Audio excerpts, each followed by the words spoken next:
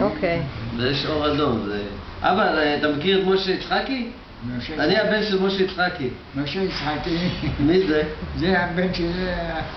הבן של מי? הבן של... של משה דאוד, לא? כן. לא.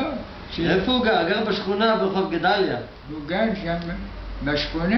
אתה זוכר? הוא קבלן בניין, אבא שלי. היה, כן, היה עובד בניין. נכון? הוא עבד, עשה קצת עבודה פה, שם פה, כאן. לא כל כך עשו את החזק, אבל עבד. אז אתה מכיר את משה יצחקי? משה, הוא בן אחי, בן אחי. בן אחיך? כן. הוא בן נתן אחי, נתן אחי תגיד בגבעה. לנו. הבנתי. הוא בגבעה, הבן שלו מאיר. הבן שלו מאיר. כן. אתה מכיר מישהו בשם שלומי? שלומי? כן. מי זה שלומי? זה שלומי, אחד הילדים. הילדים של מי? שלי. שלומי זה הבן שלך? כן. הקטן או הגדול? הקטן. הקטן? כן. ואיפה הוא? הקטן יהיה לו א', והצעיר לו רוי גדול. ואיפה הקטן? אני שואל בעיטה אחי שנה. ואיפה הוא?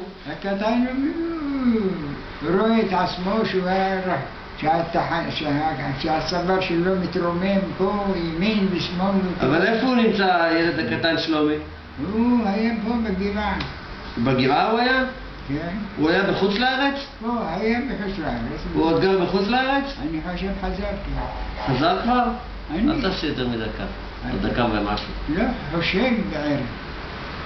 לא ראיתי אותו ולא יצאתי.